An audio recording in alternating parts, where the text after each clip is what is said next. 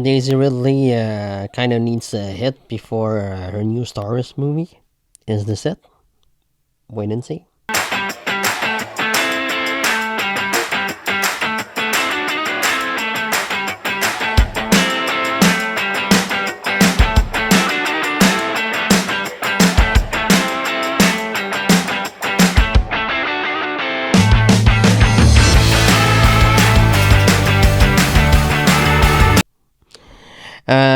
The film is directed by Neil Burger and stars Daisy Ridley, Ben Mendelsohn, and Garrett Hudlin. Uh, the Marsh King's daughter tells a story of a young child named Helena that spends her childhood in captivity in a cabin in the woods with her father. Obvious to her. Her mother was abducted years prior before she had Helena, and the two immigrants managed to escape their idle lad's grasps. And now our movie ensues. Now, the pros of this movie, I'll start off with the performances. I thought that the performances were really strong.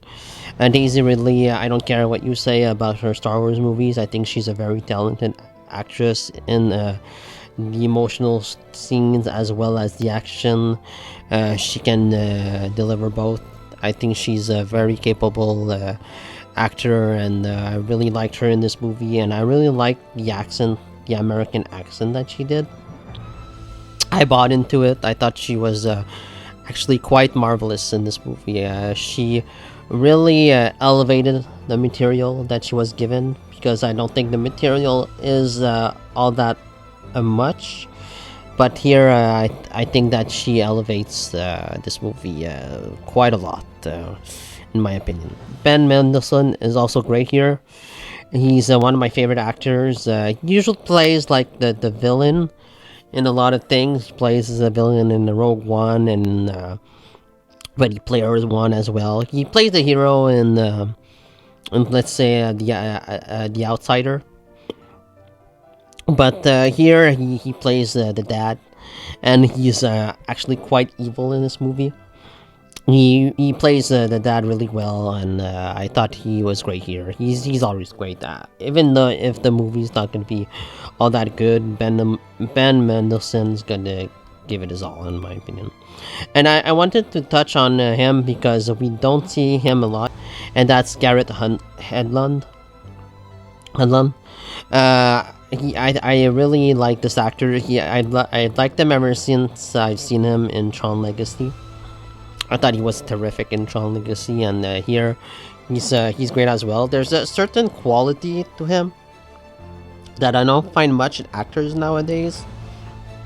I think he has a commanding presence to him, and like he brings gravitas to his roles. I really liked him in this movie, and I like him as an actor as well. I think the cast here is terrific. The cast of this movie really works well. I think Neil Burger does really good with does really work well with his actors, and like you have a lot of talented people on screen, so I'm not expecting any less. But yeah, I think that Neil Burger does really well delivering, getting performances out of his actors. Where the story, well, I'll go with the introduction too. I think the introduction of this movie is really strong. Like the first 20 minutes, I think it's really well done. It's captivating. You like question things. You don't know what's going on. Why this family is living out in the woods by themselves. It's a bit strange. You're a bit uneasy. I think the opening is captivating, and I think the direction is solid. I don't think it's great. Anybody who is slightly competent, in my opinion, could have directed this movie, and maybe that's like a problem. But I think the direction was fine. So we arrive to the con. The middle act of this film is very mediocre. It's just kind of slow and meandering. Something happens, and without spoiling anything, you know that the movie isn't like you know that the movie goes is gonna go a certain way, and you're not fooled by what happened one bit, and you know that it's gonna go exactly as planned, and it's actually does.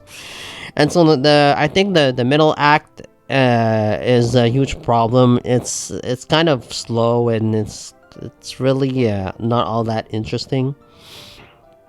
And then it picks back up near the end. But it also delivers a sloppy finish, which is not good. It feels like the movie didn't really know how to end, and it just ends. It just does. And I think that was kind of disappointing. It's not a bad movie per se, it's just very underwhelming. I was expecting more out of this film.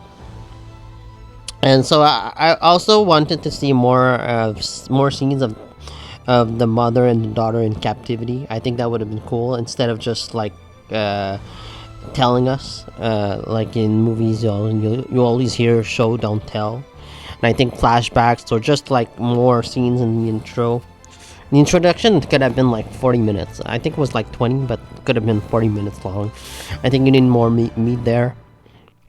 And instead, like we get a lot of explanation scenes. She tells her husband what happened.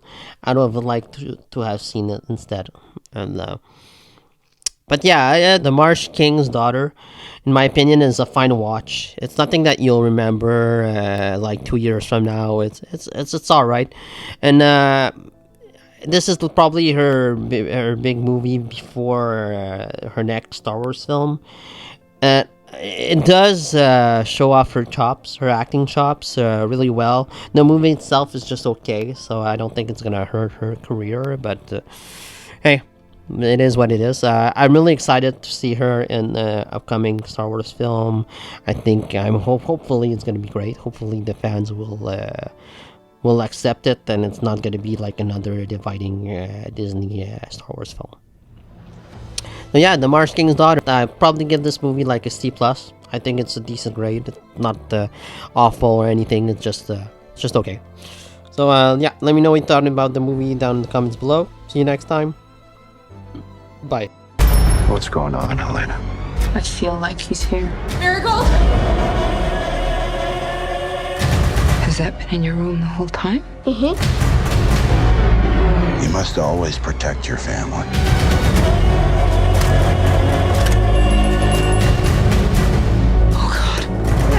Helena, it's me.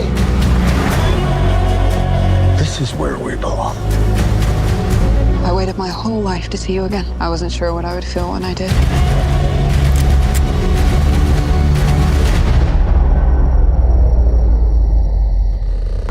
We can still all be a family.